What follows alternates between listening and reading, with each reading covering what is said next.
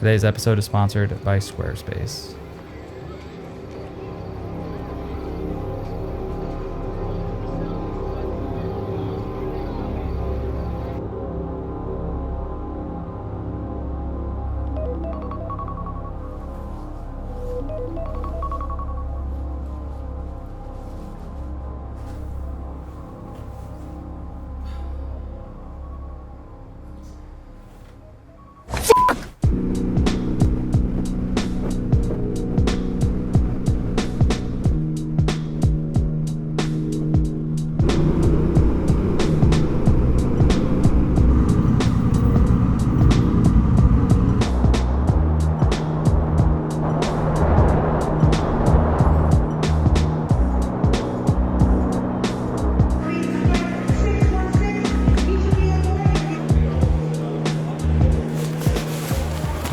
One of the few times the sequel ends up being better than the original. The city of 1,000 possibilities. And 1,000 more rats. A city with a suburb called Flushing for some reason. But whatever, I can work on getting past it. After all, this is gonna be a very special trip. I had a hot date with Destiny. Not Destiny the stripper from Milk Milk Lemonade who works on Thursdays, but actually Kodak. Through various forms of blackmail and dark implication, Caleb, Birgit, David, and I were going to possibly secure some visitation rights to the Kodak factory itself. Nothing was really set in stone because it's incredibly difficult to get in there, but we were gonna show up anyway to beg and maybe cry a little. No one likes seeing a grown man cry. At the very least, I kind of just wanted to get down to brass tacks about how fucked the current state of Aerochrome is. Back on the main plotline, it was somehow sunnier in New York City than it was in LA when I touched down at JFK and caught a rideshare after fearing for my life that I was being abducted because the driver took an incredibly long detour to LaGuardia en route to Brooklyn and then called me a pretty little delicate kitten that he must protect at all costs. I arrived, and you know what? I'd been there for about 0.5 seconds, and Birgit was already tired of my stupid jokes. Why every time I tell you you think I'm lying? Because I don't believe you anymore. You're a lying person. You lie to me constantly. And I'm going to continue to. So I just decided to load up my Contax T2 before I got down to my, usual monologue about whatever gear I brought.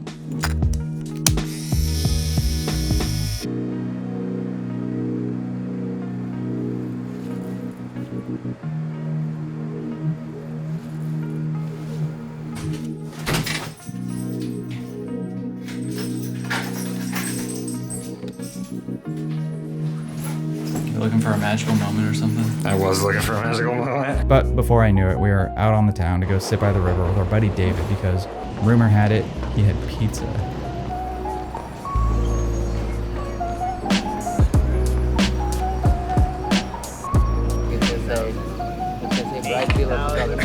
Why don't we do that, man? Wait, we should start it. I did it before. Anyway, we ate pizza and then, frisbeed the rest of it into the river before we headed back to Birgit's place. But en route, I realized I didn't shoot any photos, so yeah. The plot of this video hasn't budged at all since the start. To be honest with you, I was slumping pretty hard at the time, and I'm not just talking about my posture, but sure, f it, throw that in there too. I meant more like, I hadn't really shot much lately, and I guess I was starting to have doubts about my work. I just wasn't really getting the shots that I wanted, and it never looked the way I envisioned. To be honest with you, I was becoming a little bit frustrated with myself, not being able to deliver the work that I knew I could. It's the artist's curse to feel like this sometimes, I think.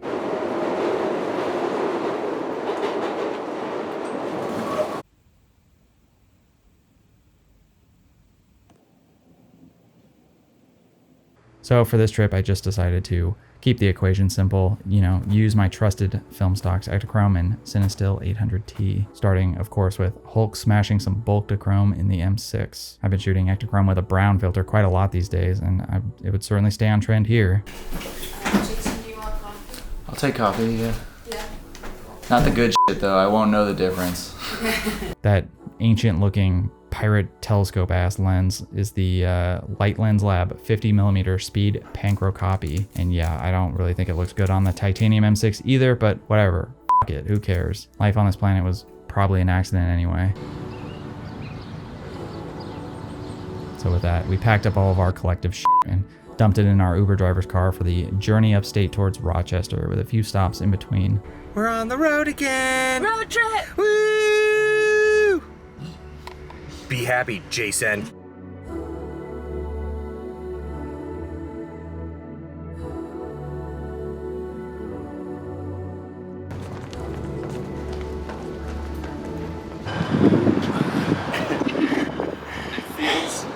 Oh, you can't even.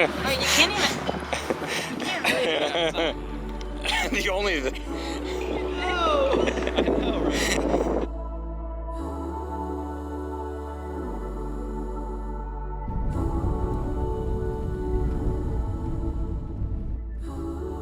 Eventually, the call to photography got the best of us, and even though the lighting was dog shit, of which I've accidentally slipped in plenty of, we still put our best foot forward as, you know, David had to crash his car to stop because the brakes weren't working right.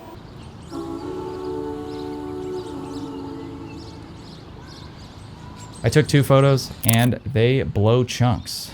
I don't know what's wrong with me. This is what I was talking about when I said I was in a slump. I just wasn't finding the angle, the subject, or I guess the interest, frankly. Is it possible that I'm being too hard on myself? Maybe, but sometimes I think it's a necessary evil to kind of get you out of artist block. There's another photo that I attempted to take here. A lady chain smoking on a lawn chair, stressing out about something and listening to some podcast. It must have been Mami Amigos. But even she could tell that I was living the strug life and told me quite matter-of-factly that I could not take a photo of her. But she did ask if I was single, so at least I have that going for me. Whatever. Not to sound like a huge crybaby over my work, but yeah, I was definitely crying, baby. Dance for me. The artist's struggle, it's an effect that a lot of us go through, I think. This effect where, you know, you hold your personal work to an oftentimes impossibly high standard, and because of that, you always think you can do better than what you did, and it kind of impedes your ability to work because there's no finish line. You'll always feel like maybe it's good, but not good enough. Frankly, this struggle sucks because you're just never happy with your work, you know? The photography that you sometimes agonize over. But I don't know. I think I would make the case that it's actually important to the growth of your art, you know, and the growth of you as an artist. If nothing else, it keeps you hustling, you know, to get the next photograph to be better than anything you did before, you know, onwards and upwards or whatever. I think if you just become complacent with your work, it won't be pushed to grow, and your style or your body of work will kind of just become stagnant.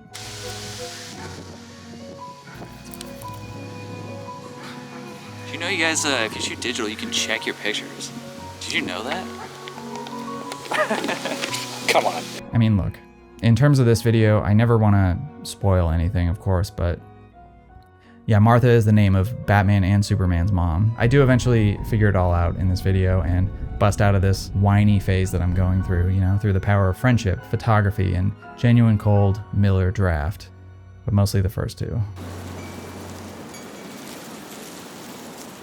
Anyway, our friend Josh offered up his lake house for us to crash at for the night. As an added bonus, there were some rumors floating around of some Aurora Borealis activity that night, but we'd have to wait and see.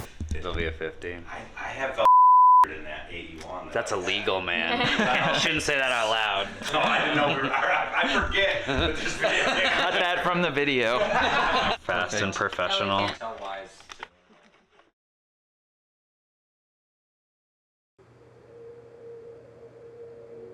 With the light darting in and out of the clouds over Lake Ontario, we collectively grabbed our cameras and went on the hunt.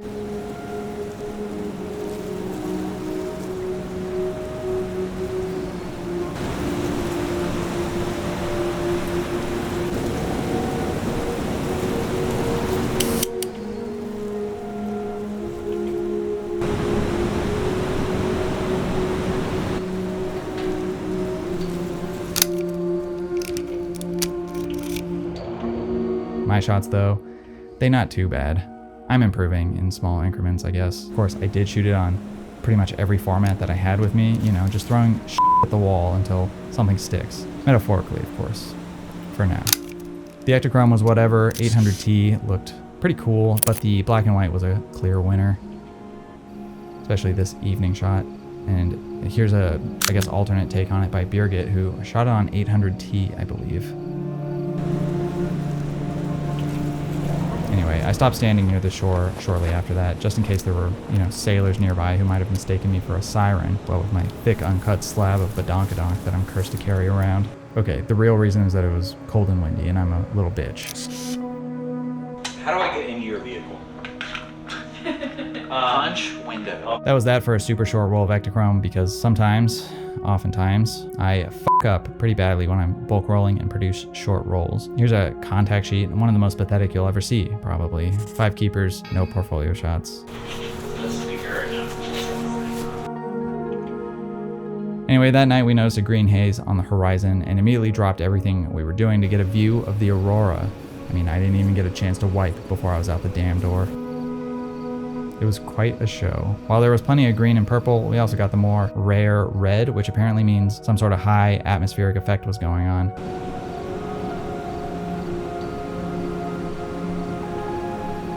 It was stupidly gorgeous, and even stupidlier. I tried to capture it on color positive film. You know, that thing that doesn't have latitude? I mean, I got the damn thing after bracketing like 100 exposures and praying that reciprocity doesn't completely just fuck me over. Sadly for all of us film shooters, the iPhone actually did a pretty good job of capturing what I hoped the Ektachrome would. The Ektachrome photos themselves are still cool though. Let's dim the background lights here and put on some smooth jazz so we can really see these night shots.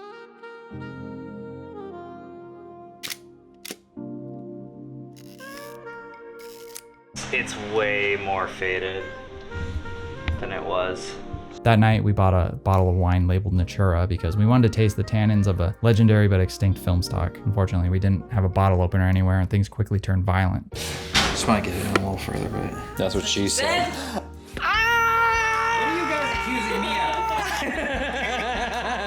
They're the perverts.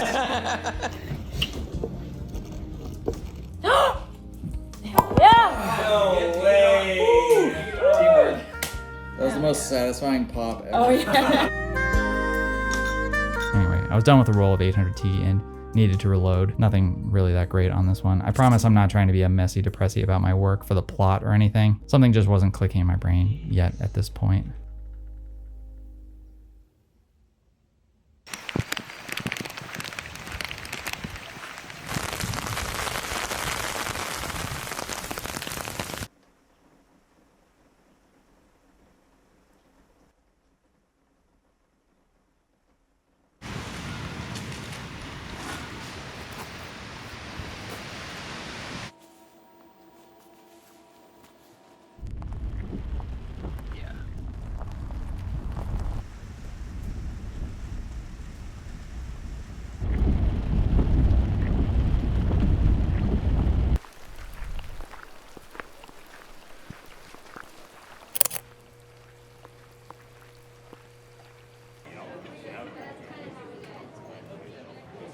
That day, we were cruising out onto Rochester, but immediately pulled over when we spotted an abandoned building off the side of some back road. This location was without a doubt one of the best abandoned building locations I've ever shot, and I hang out in abandoned buildings constantly.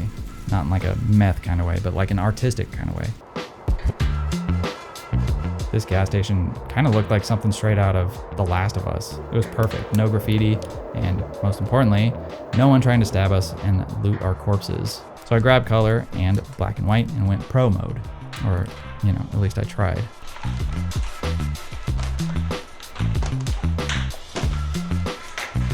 The shots, pretty damn good. Honestly, the black and white was laying down a path of total destruction before me.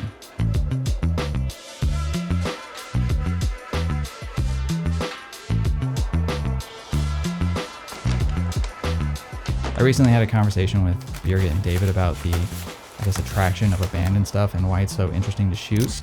And I think we came to the conclusion it's the kind of mystery of the whole thing. Like, where are the people that ran this place? Where are they now? What happened? Sometimes with the photography of these places, you can find context clues. But ultimately, the fact that you can kind of populate the history of this place with your own made-up history is the draw that makes it fascinating to shoot, I think.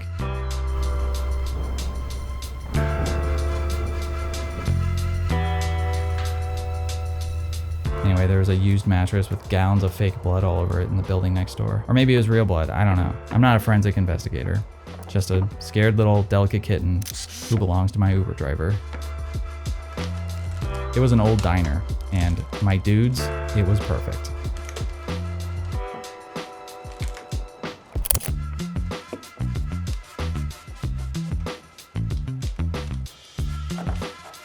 Though admittedly the f2 speed of the Speed Panchro lens and 100 ISO Ektachrome was struggling in the low interior light quite a bit. But I managed to take this, and I do love it. Wide open, the lens is a little soft and smeary, but let's just call it intentionally impressionistic and just move on.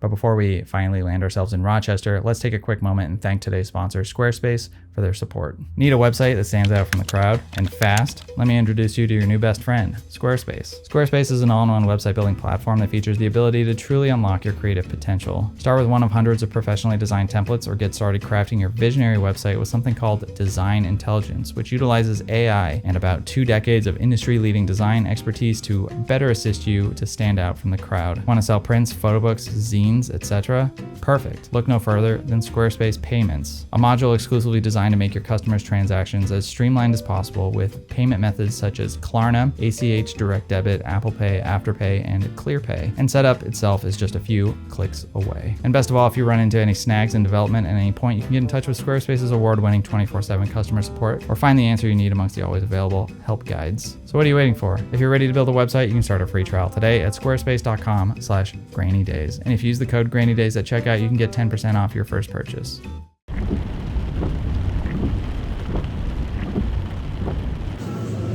That's a cool angle. I know. I want to see. I will see. No, you can't see. I want to see.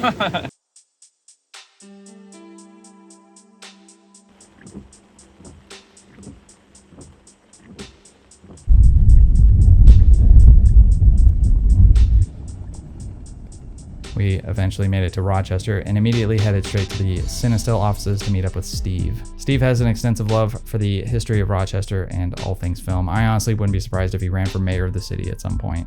Cinema stock is a large part of the industry out there. It's actually a huge factor in what kept Kodak churning during the digital age, and it's a major part of the product that Cinestill outputs as well. And if I'm being honest with you, the next 36 or so hours would definitely start to feel like a movie.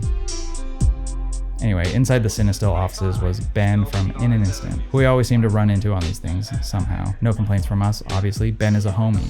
But now, at least we know what that moaning sound from the trunk was the whole time. With no time to waste, Steve took us to the George Eastman House and Museum for a special tour, as it was at the time closed for renovation.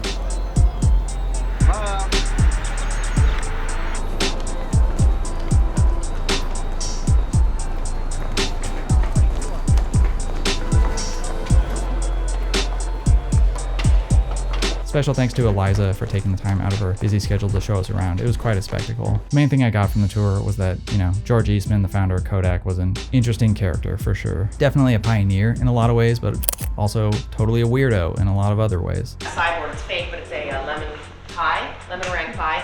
And so George Eastman had this lemon meringue pie recipe that he was perfecting. But we're all kind of weirdos for shooting film, am I right? I've never met a film photographer I'd categorize as normal or well-adjusted, myself notwithstanding. Anyway, in there looking relatively healthy for a 70-year-old man, according to my doctor, I shot some 800T inside the museum, and I like the colors quite a bit. They pop off.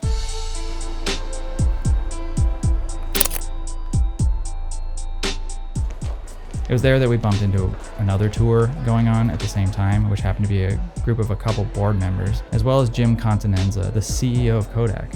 What luck, right? After we went on probably for far too long about our love of photographic film, Jim pulled out his phone, made a call for us, and within literally a minute, we had a tour set up for the following day. It was a totally baller move on his part. And honestly, at that point, we were all freaking the f out because we wouldn't need to crawl through hundreds of yards of exhaust pipes anymore to sneak into the factory.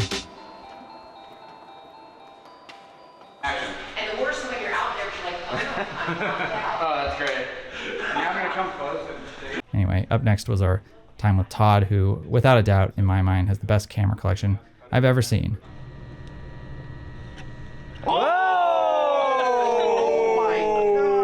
And of course, is an extremely knowledgeable camera nerd like us. The nerd part, not the knowledgeable stuff. We don't know shit. All I do know is that Ben's Super 8 camera sounded like a machine gun, and I had to instinctively hit the deck when that thing went off near me. Todd gave us a rundown of the history of some of these super rare cameras, like this blinged out Nikon FA that was calling to me like the Green Goblin mask.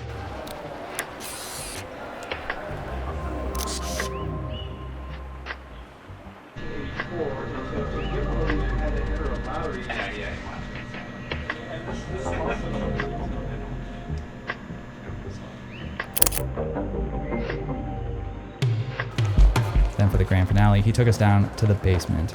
Not to kill us, but actually to see the archive, which was extensive, to say the least. Think of it like that warehouse shot at the end of Raiders.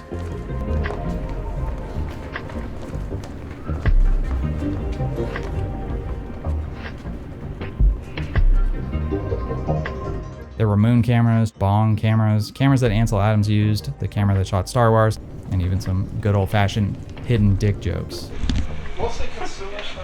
So this one says, remove dark slide before installing magazine.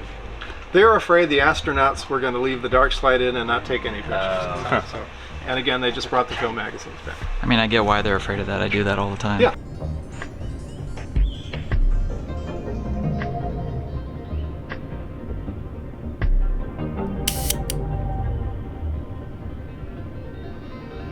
This is not real. That's not real. That one.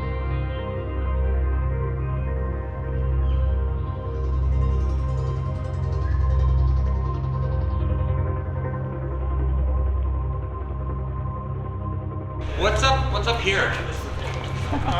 Lots of more stuff. We got the lens collection. So I had a Hasselblad rep here, and he said, you know, the only other one of those I've seen belonged to Victor Hasselblad. So he gave us all this stuff. That's how I want to show up to the party. I even saw a copy of my very own 4x5 camera in there, the Bessler C6. So the other thing I... 3, 2, 1. Bam. That's gonna be good. Yeah.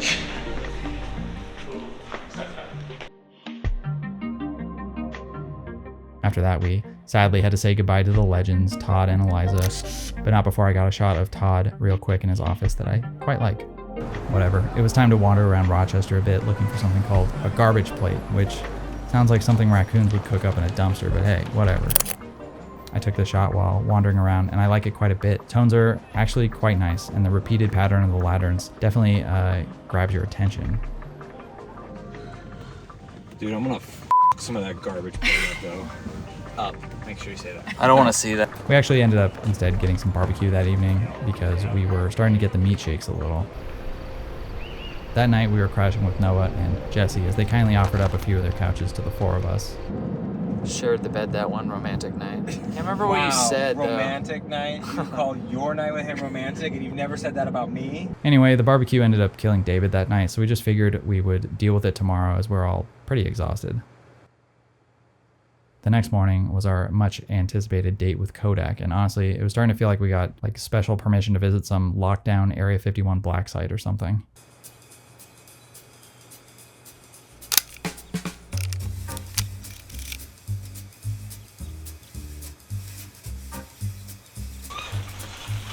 But first, I need to put some more Ektachrome in the M6. Of the last 36 exposure roll, I got maybe 10 keepers and maybe one shot for the portfolio. I don't know.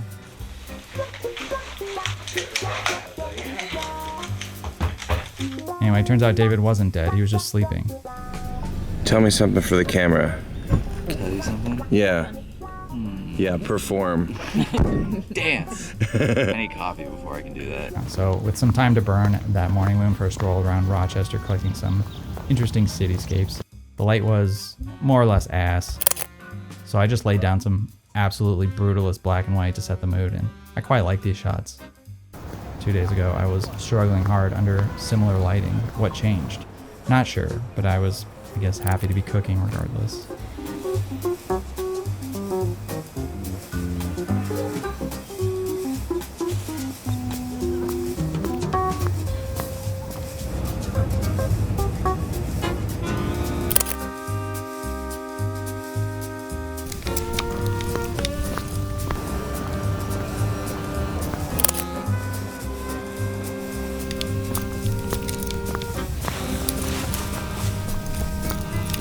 even shot some color that was okay too. This Hotel Cadillac being a worthwhile mention.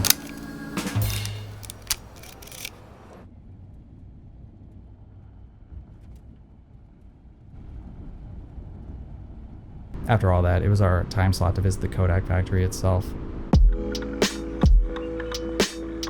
After lying about being self-employed under the company line because I was too embarrassed to put unemployed clown ass, we arrived on the magical grounds of Kodak Rochester itself. I've often thought about like what a stand-up routine about film photography would be. It wouldn't be good, man. It would be so bad. Because the factory was actually still in operation that day, all we would be able to see was the finishing department, but that was cool with us. We didn't want them to turn on the lights and coating and ruin $1 billion worth of whatever they were coating that day. I don't know, probably aerochrome.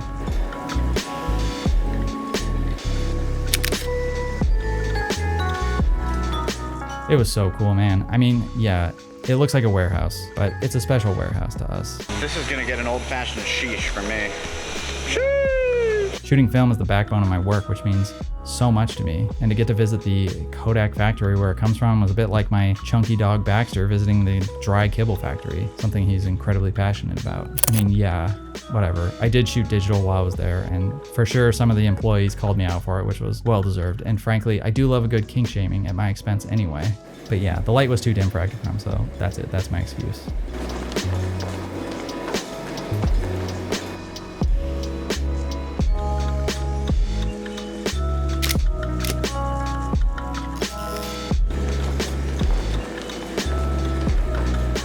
Regardless, the shots from that day hold a special place in my chest where the sharp pains come from.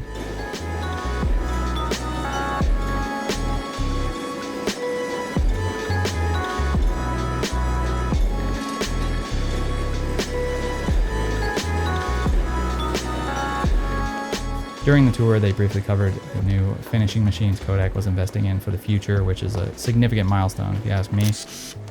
To be building new hardware for the manufacturing of film is something we haven't really seen since the beginning of the digital dark ages. It's a positive step in the right direction, I think.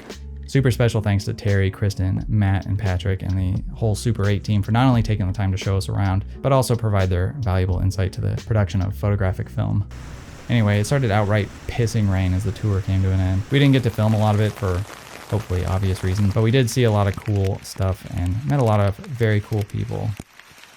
Didn't see an ounce of aerochrome anywhere, and believe me, I was looking. But, you know, I think realistically they probably hid all that stuff before I got there out of fear that I'd start acting like a dominant male silverback gorilla peeking on a shitload of nitrous if I saw it. I did very briefly inquire about the possibility of bringing back extinct film stocks like Kodak Aerochrome, and the response was basically anything is possible with the right budget. Unfortunately, I shoot a lot of Ektachrome, so I'm broke and definitely do not have the funds to fund it.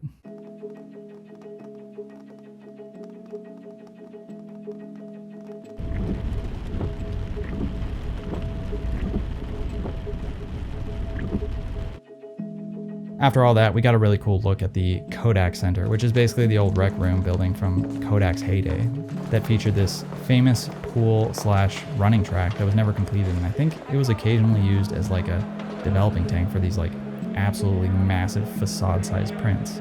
It was there that I slammed out the rest of my 800T and reloaded. Here's a contact sheet of the previous 36 exposures, all shot at 800 ISO, 16 keepers, 3 portfolio shots, maybe question mark, I don't know.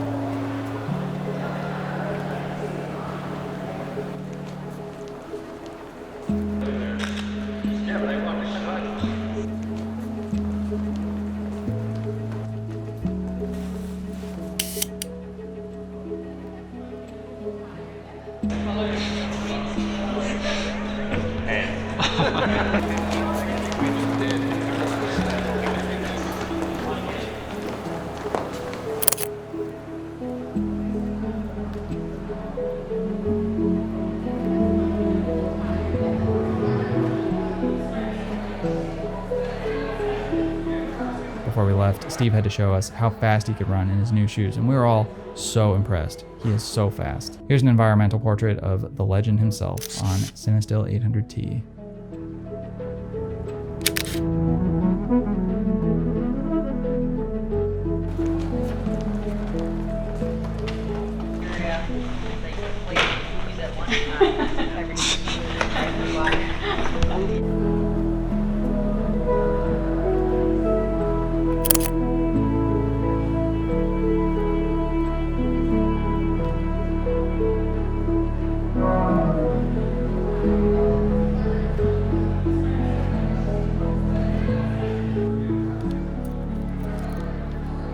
Anyway, we had one last thing to do while in Rochester, and that was to capture the iconic Kodak Tower. So we headed out that evening to shoot it with views of the town waterfall that would probably be super sick to get launched over in a barrel sometime. Literal bucket list items aside, it was raining and cold.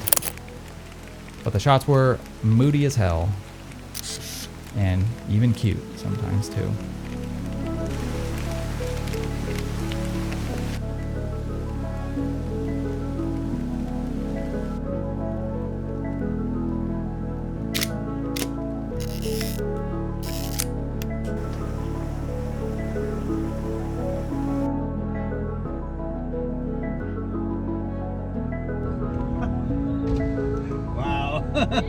Nice glasses. Anyway, that night we went out for a few drinks, despite, whatever my doctor told me about mixing pills with alcohol and becoming homicidal.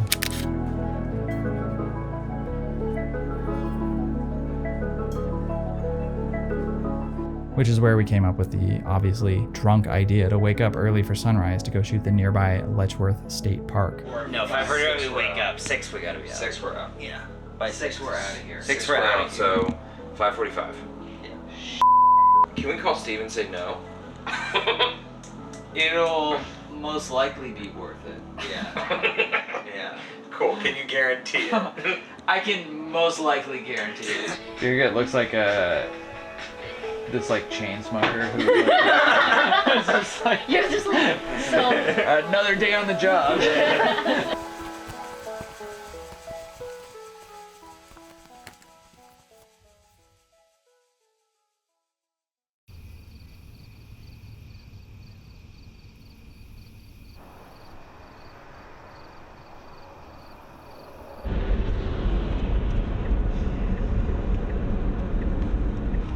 No, that's not the drive-through.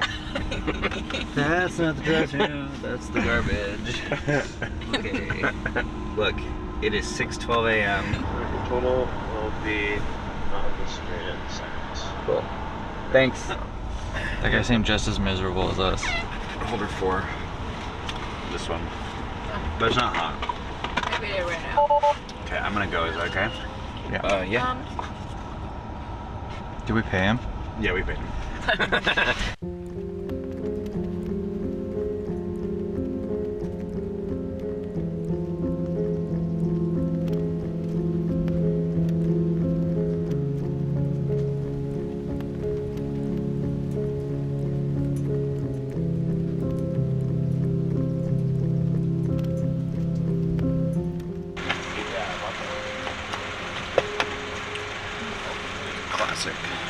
Classic chilling shot. What's up, homies? Good morning. They're so awkward. Anyway, did the sun come out that morning for a beautiful sunrise? Sure, but it was behind clouds. Whatever. At least it looked like the fall decoration section of any given craft store out there. 1/8. That's not gonna work, probably. I don't know. Sometimes it do just be like that. The light doesn't work out, but you can always flex your creative muscle in other ways, I suppose.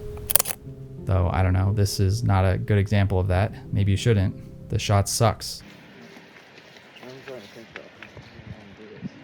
That's always fun.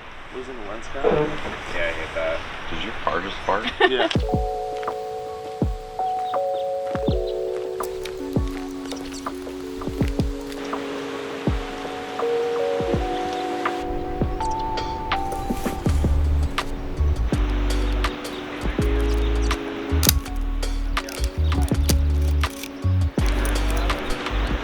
Light meter's dead on this. I gotta get up. I gotta get up my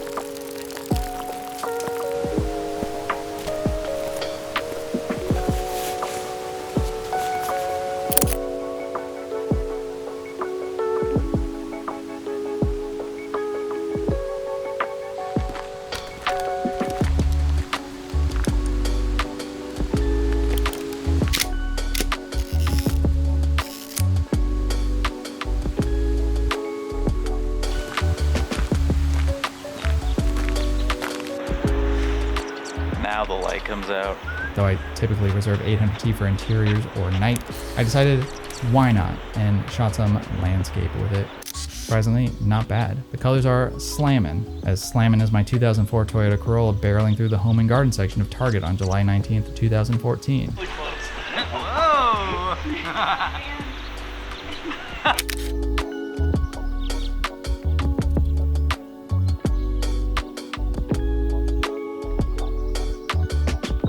At the next location, another waterfall, I was out of 800T and I guess had 800 decent enough reasons to smash some tungsten back into the contacts. Anyway, previous rolls be damned, I was off to a super hot start with that roll of 800T. There's a shot over there I really want to take on Ektachrome, but my M6 is a little jammed up at the moment, so I need to put it into a dark bag.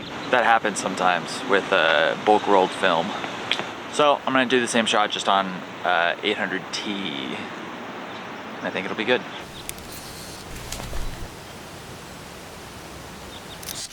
Now we're doing something. The colors are pretty incredible on this shot. I remember myself once being a kid too and bored as hell at stuff like this. If only I could tell him someday he'll grow up and find some super niche hobby that is equally as boring to a lot of other people.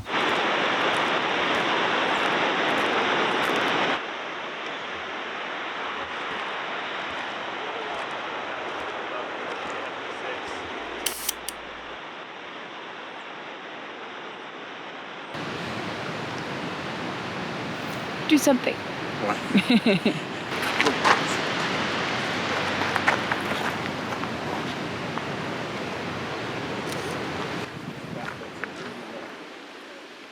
I'm having fun. He's tired, probably. Does that even focus that close? Yeah. It does, actually. Hey. Okay.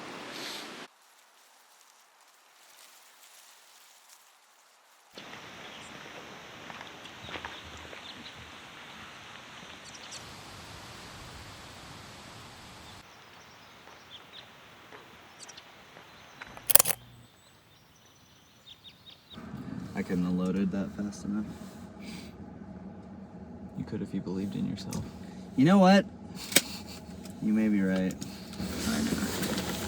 Wow. Knew that was gonna happen. Anyway, it was time to say bye to Steve, the absolute legend, who hung out with us the whole time and hooked it up for us immensely. Steve, I know you're watching. We owe you big time. Seriously, none of this would have been possible without him. But sadly, we had some mileage ahead of us back to Flushing or whatever. So after a solid group cry sesh, we ventured off into the incredibly vast network of upstate back roads. I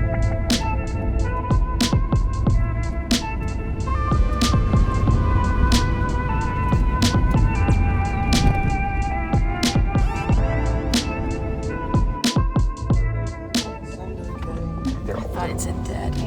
I did too.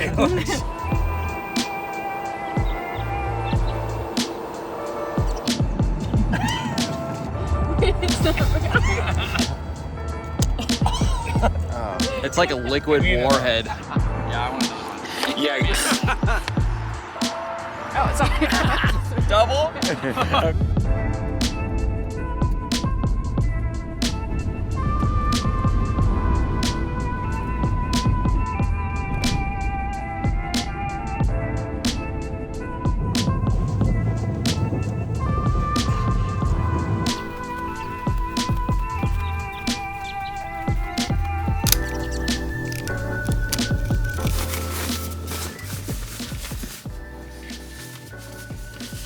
Makeshift dirt bag.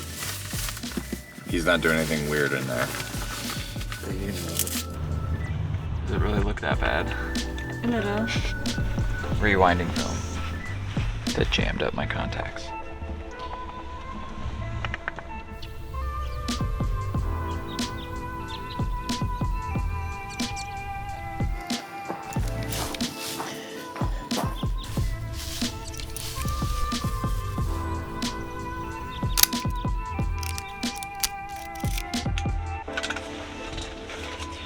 Bulk rolled Ektachrome.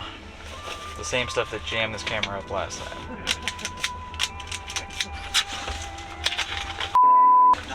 Glad that's on camera. Oh no. Oh no. Oh no. My entire career. My life's work. Because I made a joke.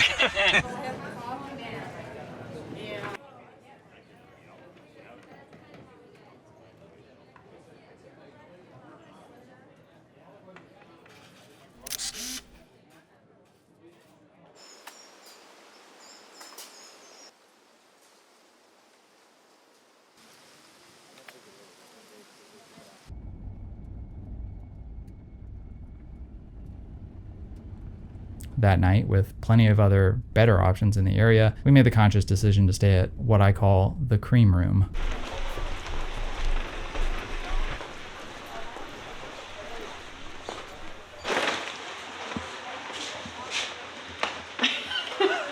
Oh my god. Brad door.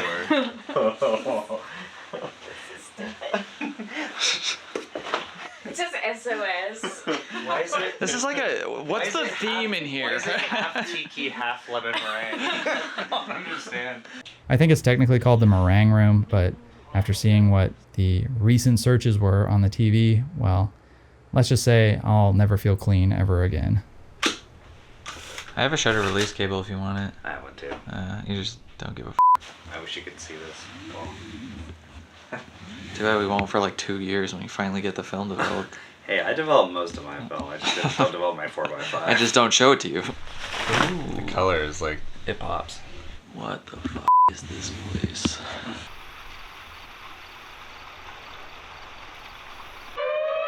What the hell? Okay.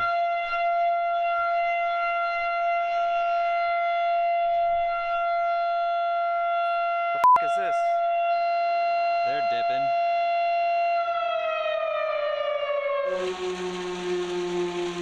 It's winding down. I'm gonna see if there's anyone on the street. That was some weird shit. Huh. It doesn't seem like anyone's like worried. Been in upstate New York for about a year. One thing I simply cannot understand is why there are loud sirens going off at all hours of the night. I'm a volunteer. There's still places in New York's upstate area that don't receive cell service. Oftentimes the siren can warn the volunteers before their pagers go off. I think it's because there's not a lot of service in this town, so it's a way for them to be like, oh, something's going on. You need to check your phones or get in contact.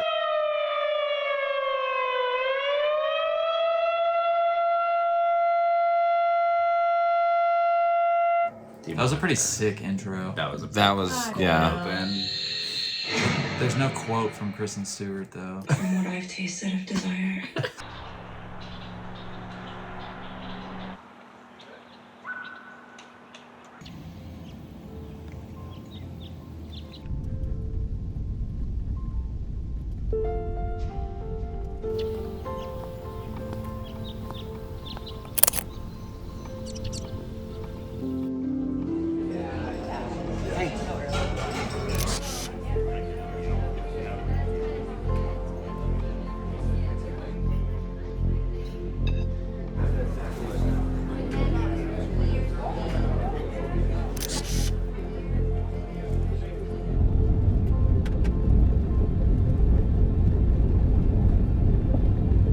Set to get there at 1:30. We wanted.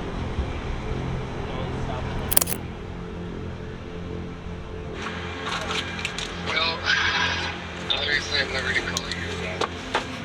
Because you have no respect. Sarah, tell him he's got no respect. No respect. Hear that? How dare you to call Jason at this hour? He's he's in bed sleeping. He's not sleeping, he's a f***ing degenerate. Makes fun of no one. I didn't hear that part. Anyway, I'll ask you a question. So, if you have any ounce of dignity left in your soulless soul, call me back. You didn't ask the question. Anyway, after getting harassed by my buddy Tim again, more on that next time, we did some scouting real quick and took a quick reroute to a couple open houses as we surveyed the only affordable real estate we could find in New York State. The grounds here were quite expansive, though the weird thing was someone was clearly keeping the lawn and surrounding areas from overgrowing. That's a big ass gopher, dude. That thing's the size of a football. The only real, I guess, snafu here would be that there was a shitload of graffiti everywhere. And by graffiti, I mean mostly people drawing self-portraits of their junk. It seems damn near escapable at places like this, to be honest. Whatever, after a quick visit to the penis inspection room, I headed inside the first building to see what we could find.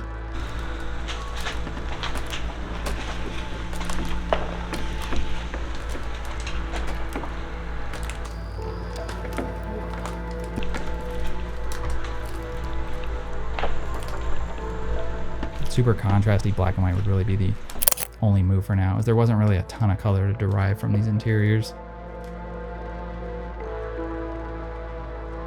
Because there's just a bunch of big ass buildings here that are completely abandoned. I mean, look at this shit. It looks like it might be dark in there too. All right, let's check it out.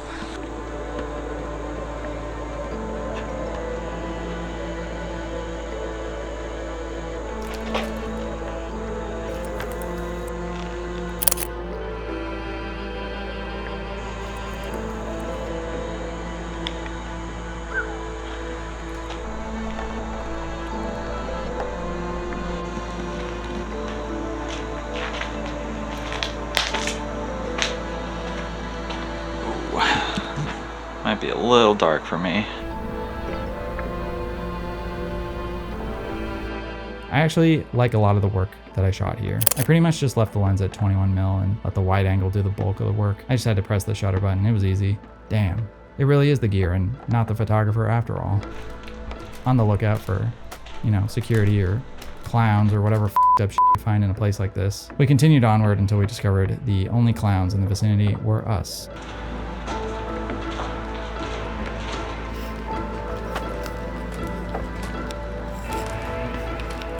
I absolutely adore this shot.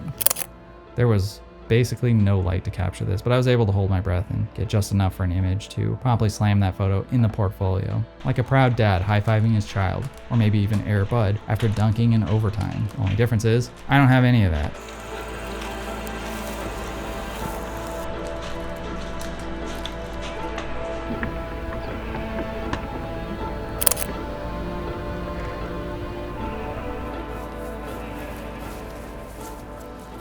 The cold air coming out of here is crazy. I really want to go in, but you go first.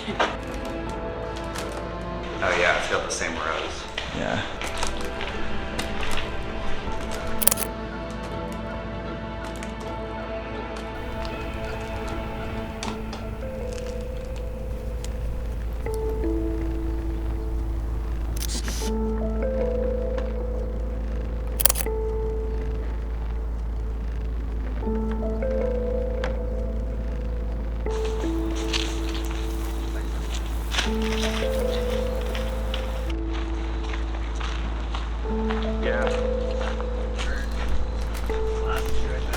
Like, how the f can I even see exposed?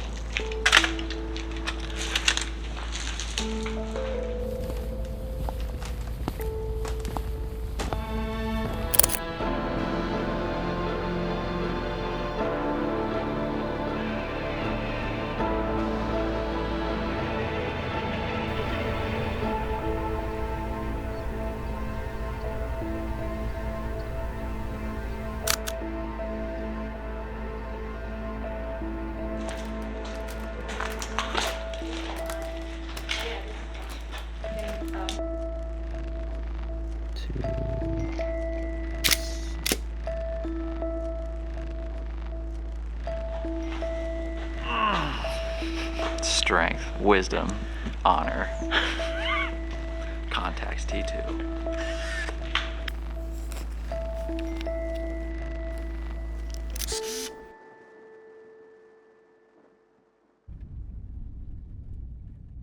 For something a little bit different than, you know, haunted penis inspection dungeons, we decided to head a little east towards Nyack, the home of Edward Hopper. If you were to ever know two things about me, it would be these two cold hard facts. One, I love Edward Hopper, and two, my doctor doesn't know how I'm still alive.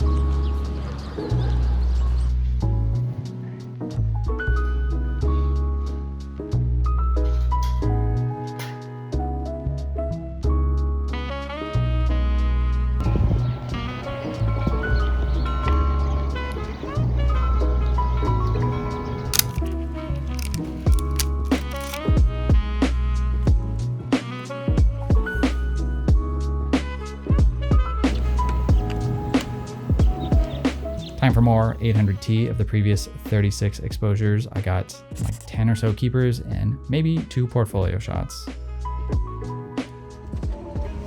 By Edward Hopper's house. Anyway, we had to get our busy asses back to New York City, back to reality, if for nothing else because my Leica M6 battery was dead and I was tired of metering from my phone. So I went to grab a new battery, lo and behold running into the legendary Sissy Lou, which was a very welcome surprise. Good job, David.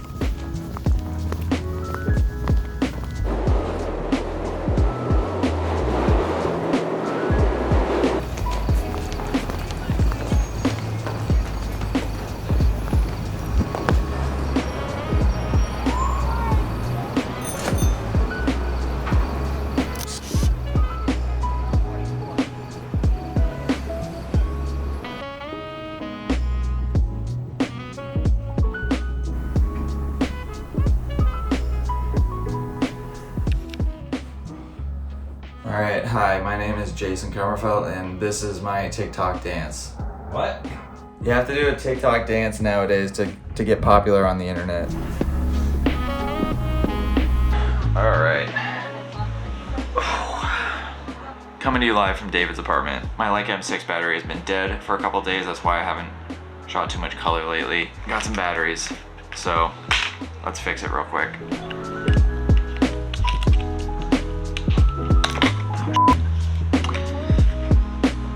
Yeah, that's fine. Now the question is, do I throw these batteries down David's sink so that he has a very interesting conversation with his landlord later? The next morning, we were off to the races. Is that mine? And by off to the races, I mean we were totally miserable, wanting to die, and needed coffee. Here's a picture of a pigeon. I don't know.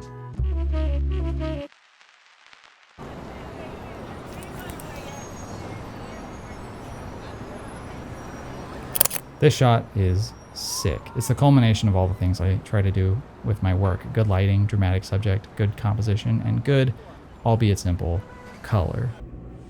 Ow! F me. Oh, I hit my head on his f***ing cabinet. How did you do that?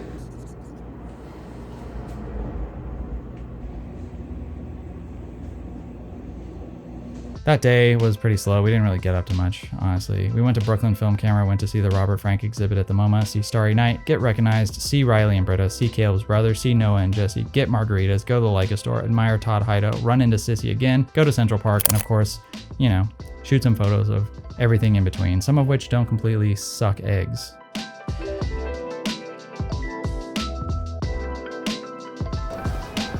This one being an honorable mention, just some people eating brunch or something.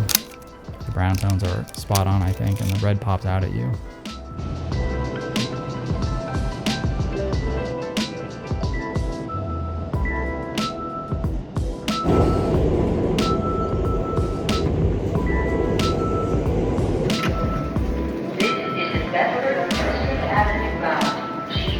Like I said, pretty slow day. We had been moving and shaking quite a bit the past few days, but now, unfortunately, was no time to rest. We were young and in the prime of our lives, ready to do something negligent, ready to f*** up some absolutely perfect weather down at Coney Island with Birgit. And best of all, on the way, I got to blind this kid with the Contax T2's flash. I had some 800T that I was saving for this moment. I mean, not this moment exactly, but you know, later.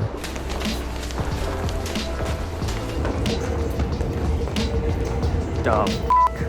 First, I'd pound out some Ektachrome. Okay, first I'd actually pound some ice cream and beer. Well, okay, you only really rent beer, you know what I mean? But whatever, pound Ektachrome is in there somewhere. Of the previous 36 exposure roll of chrome that took me about half a f***ing eternity to get through, I got 15 keepers and maybe 2 portfolio shots. Holy shit, that's the fastest I've ever looked at this camera.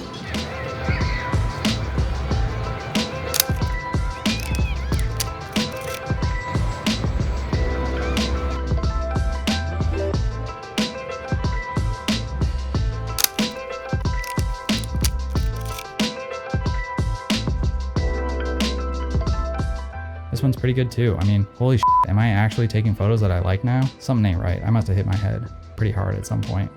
Please try not to get too turned on by this one. And yeah, this guy definitely heard my shutter slap as they walked by and spit out his drink laughing afterwards. I guess Leica M6s aren't that quiet. Anyway, what's the point of going to Coney Island if you aren't going to ride the Ferris wheel? You know, the one that sounds like it has serious structural integrity issues.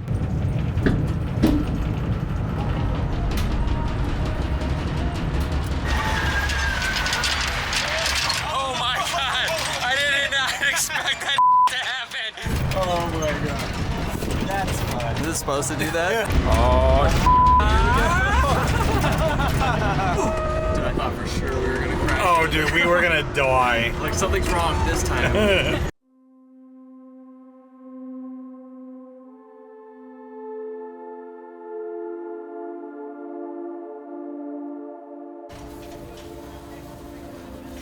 Whatever, that was over. After buying a new pair of pants because someone shit mine, it was time for 800T, the moment I've been waiting my whole life for. Sorta, not really, that'd be sad. My life is already sad, but not for that specific reason.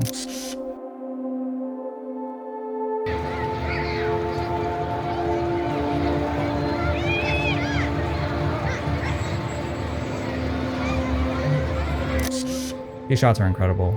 Peak performance for the video. Seriously, it's all downhill after this. I'm very happy with these shots. The neon, the blue hour, the halation, the ISO that isn't 100. It all culminated into one of the best images that I've ever taken in my life. This absolute La La Land-esque banger that was making me rethink my whole portfolio. Yeah, sure, the contacts shot it wide open, so it's a little soft, but literally who gives a rat f***? I hope wherever these two are, they found whatever they're clearly yearning for the same way that I did.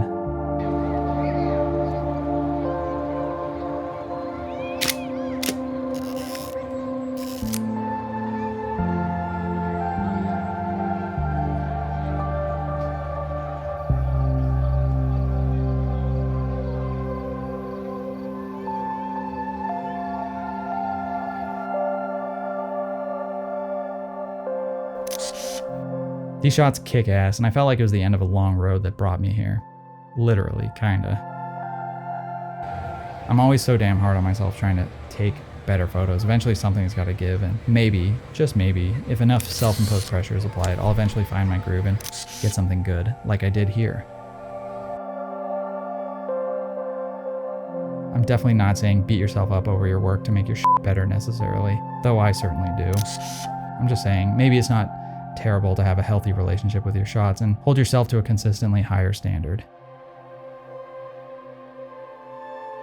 Just don't let it consume you and turn doing photography into a miserable experience. Maybe for me, I'm just starting to learn that sometimes a shit photo can be a chance to learn and push me towards maybe something better. These blue hour shots from Coney being the culmination of a serious slump that I was in to start this journey kind of proves my point to my own self.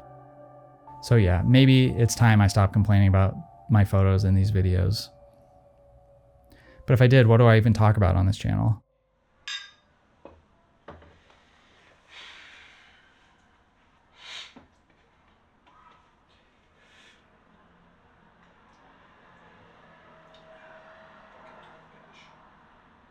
it's pretty good. Yeah, that match is amazing.